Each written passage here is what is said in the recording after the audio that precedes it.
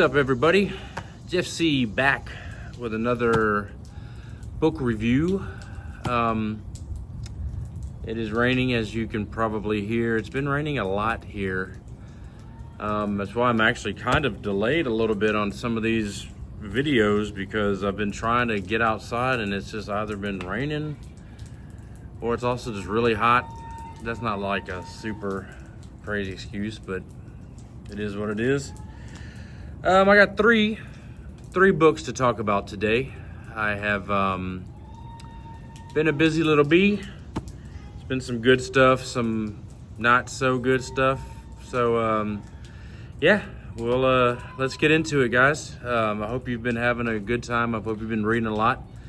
So again, thank you for checking it out, and let's get started.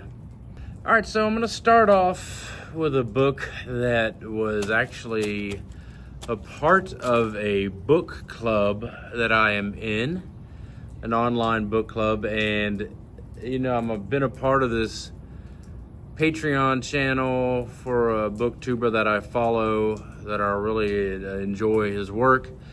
And the book for July is it July or no, actually I think it might be for August. Actually, I just was kind of like, let me just start it a little early and see how it goes, because I had never read this author. I had and really this, even, it's a classic, so I haven't read a ton of classics either. So yeah, that book, which I have here, Persuasion by Jane Austen. So Persuasion by Jane Austen, we pretty much we're following like a thoughtful, older, younger woman who was in a relationship with a guy. So her name is Anne Elliot, and she was in a relationship with Captain Frederick Wentworth. I believe he's a Navy captain. He's the love of her life. They were engaged, and she ended up breaking off the engagement. So what happens is Wentworth goes away. He becomes a successful Navy captain and returns 8 years later. Anne's family is going through some financial turmoil, and so they are basically going to rent out this estate that they have when Wentworth comes back. And so she basically has to kind of like confront like her feelings about, like, you know, past love. Is it you know, she's going to question whether or not is there a second chance on love that can happen, you know. And so it's basically just an exploration. You know, there's some regret in there. There's some, well, it's busy at the park. You know, it's just like, what kind of resiliency can you find in like true affection? So that's kind of a synopsis of the whole book. If you were to look it up online, what is this book about?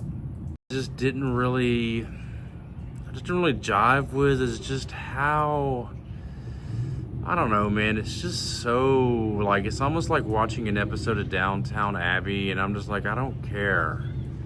I don't care about these people and their little mundane concerns. There was just nothing like super poignant for me going on. As a matter of fact, I read the 3rd chapter, and I asked my wife, I was like, is the 3rd chapter of this book the like most boring thing I've ever read in my entire life? Yeah, I think it was. I'm just gonna do this. Let me just gonna open to where, anywhere. Like I'm not opening to where the thing is. Let's just see. Sir Walter could not have borne the degradation of being known to design letting this house. Mr. Shepherd had once mentioned the words advertise, but never dared approach it again. Sir Walter spurned the idea of it being offered in any manner, forbade the slightest hint being dropped of his having such an intention, and it was only on the supposition of his being spontaneously solicited by some most unexceptionable applicant on his own terms, and as a great favor that he would let it at all. I was like, okay, awesome, nice. And so yeah, I don't know, I just was reading, and I really wanted to give it a chance. I mean, I read a lot of the book. I read the first volume. There's several volumes, or 2 volumes. I read the entirety of the first volume, and I was like, and it kind of started seeming like, okay, maybe it's starting to pick up. I just wanted, like, even if the story's the story, because it doesn't have to be like a crazy story if it's beautifully written. And I just wasn't finding that what was being presented to me was that it was just kind of matter of fact, and like matter of fact the way that somebody in like England would present you just some information 150 years ago. I don't know, for me and where I'm at in my reading journey, it's just not that compelling, not that interesting. But what I did do is I was like, well, maybe in the second volume it gets more philosophical or something. Let me see.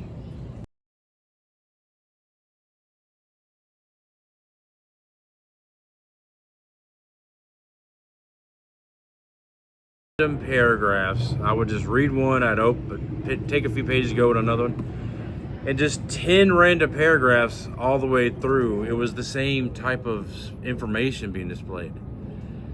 And I was like, okay, but like, can I get like even like a paragraph or a couple of sentences that are like, whoa, man, that's crazy, that's deep. I didn't get it. It might be in there, I don't know, but I was like, okay, right now, and this is the first Jane Austen I've ever read, so I am not going to hold that against her. I might even try reading this sometime later, but just right now I was like, no, I'm good. So I just ended up DNFing Persuasion by Jane Austen. What do you do? The second story that I read, and the reason I say story, not a book, is because we are now entering into one of my favorite authors at all, just Stephen the King. I read The Body, which is the third novella of Different Seasons, which, if you do not know, contains 4 novellas, 3 of which have become adaptations into movies. One movie of which was considered to be the best movie of all time on Rotten Tomatoes for years. I mean, I think it just recently got knocked out of that top position.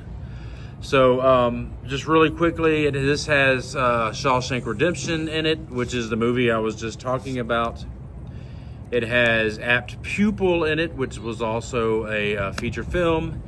And then the third story in this book is the one I just read, which is called The Body, which became the movie Stand By Me, which came out years ago, 1986 or something like that. Not to be confused with the movie Lean On Me. So, The Body follows 4 12-year-old boys. You have Gordy, Chris, Teddy, and Vern.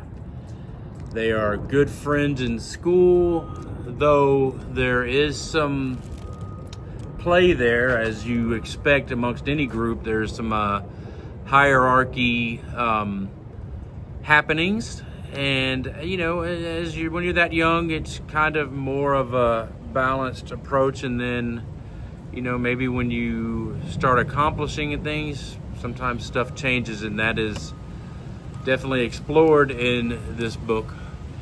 But what happens is there is a boy who has gone missing, and it is rumored that he might have run away, or maybe he got hit by a train. And so I believe it's Vern's brother, actually. Him and his friend are at the end of this road, and they're exploring, and they find this body. So Vern is underneath the house for a very funny reason, which one of the things I love about King is the way he can just go off on a side tangent. That I'll let you check it out, but read all of these. But he overhears his older brother talking about this body, and so he goes and tells his 3 other friends, and like, we got to go check this out. And it turns out it's going to be quite a trek for them to get there. Kind of seemed like it might end up being about maybe 16 miles or so, which, I guess at that time it's a pretty big, trek for some kids. Now, I guess older, you're like, 16 miles, whatever. But I'm gonna set this down.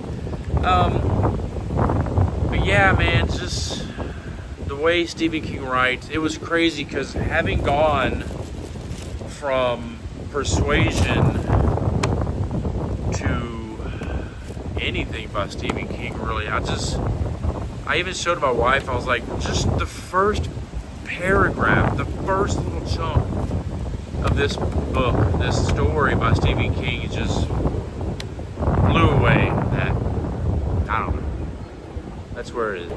So, again, if you know Stephen King, you know that he writes like childhood relationships unlike any other.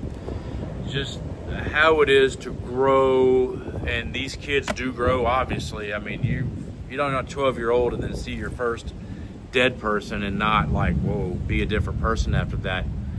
One thing that this story really did for me was it brought me back in my own childhood, because man, we used to watch the movie Stand By Me a lot. My sister and my father and I did. My mom and my dad were divorced, and so what's really wild is that my father loved Stephen King. He had a bunch of Stephen King books. My mom would kind of do that thing where she didn't like Stephen King. She didn't like I think she just generalized that it was all horror, and she wasn't a horror person, so therefore she wasn't a Stephen King person. But I don't know that she ever read any Stephen King. I know she watched a couple movies, but I never recall seeing her reading a Stephen King book. I think she just, it's one of those things where people that you look up to respond a certain way to something, and so you just kind of respond to that way to it. Not the smartest thing, but hey, what do you do? But so that was also really cool for me personally, how going through the scenes in the body, and it just was bring back the movie, and I was picturing the movie, and it really does, it follows the movie pretty well. Or I guess the movie follows the story pretty well. The one thing that is really hard to portray in a movie is that, and I think that's one of the things that people really like when you're reading a book is let's say, for example, I say, as Jerry, and I'm really watching this happen in real time right over here on this path, as Jerry walked across the path and he saw the squirrel scuttle in front of him, it reminded him of his trips to Barcelona with his uncle, where there were always so many squirrels on the property. I don't know. That the way that could be portrayed on paper is different than trying to portray that on film, Not saying it can't be done, but I just feel like a lot of the stories that I've read that have been adapted, that's the stuff that's missing, is those little things where an author takes a paragraph to write about all the cute little squirrels in Spain that Jerry saw, but we don't even see those. Maybe we see the squirrel run across the thing, but we don't see that inner dialogue between Jerry and himself. So yes, I love this. I have one more story in different seasons to read. The Breathing Method. It's only about, I don't know, maybe 80 pages. So you can see here, it's just this little section. So I'll read that probably this week. I don't know, I might even read it. I might read it next just to get done with different seasons. But yeah, I mean, to me, I think I gave it 4.5 stars on Fable, 5 stars on Goodreads. I really suggest, if you haven't read The Body by Stephen King, check it out. If you haven't read any Stephen King, check out different seasons. You know what? if you're into that sort of thing, I find that it is not hard to find a first edition of this book at almost any used bookstore. Actually, I had a first edition, which was in good shape, and then I found this one, which was in a little better shape, so I gave a really good friend of mine my other copy, just because I believe in this book that much. As a matter of fact, I also recently sent my sister a copy of this book. She lives in California, so I just bought it on Amazon and had it delivered to our house because I really wanted her to read the body also. So let me know if you've read it down in the comments. I'd love to hear your thoughts on this. All right, so that leads me to the final book of this video, the book I just finished yesterday. It was a buddy read between my beautiful bride and myself. We do this occasionally, a few times a year. Now, we just recently started this because we both, me particularly, she's been a strong reader the whole time I've known her and before, but I'm just on this recent, like, since May of last year, I'm really just boom, boom, boom, boom. And I've told the story about that. I'm gonna go a little deeper into that one day about what books got me to just, bam, reading consistently. But so we buddy read Billy Summers by Stephen King, which was my first fiction book.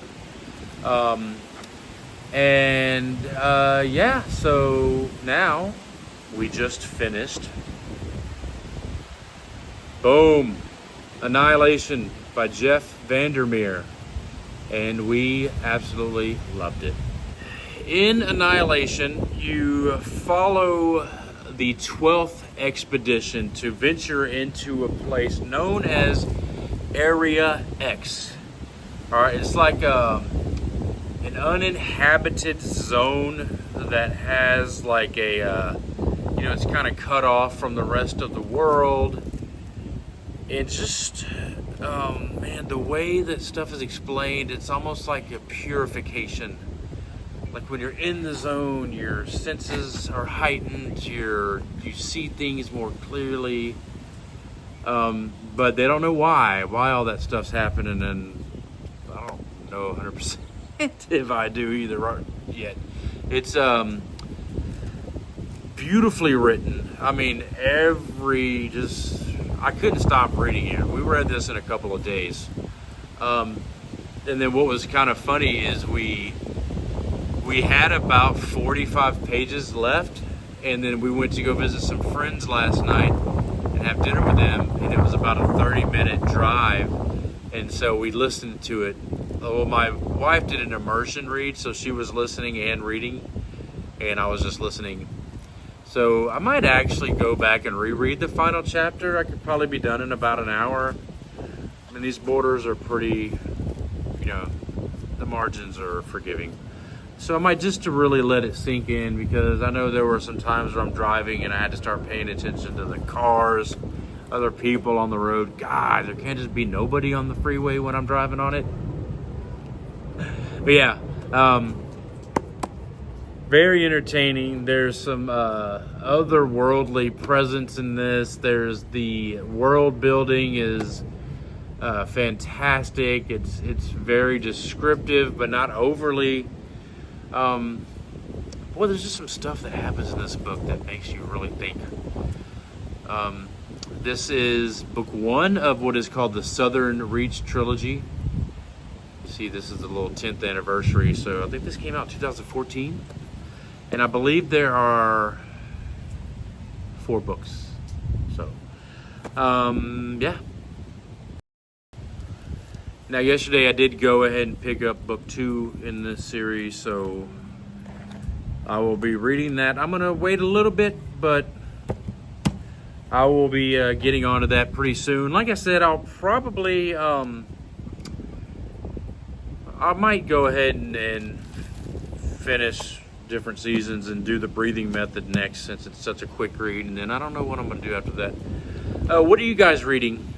Let me know down in the comments if you have any suggestions for me. You're kind of, if any of you guys have watched multiple of my videos, you're perhaps starting to see what I'm into.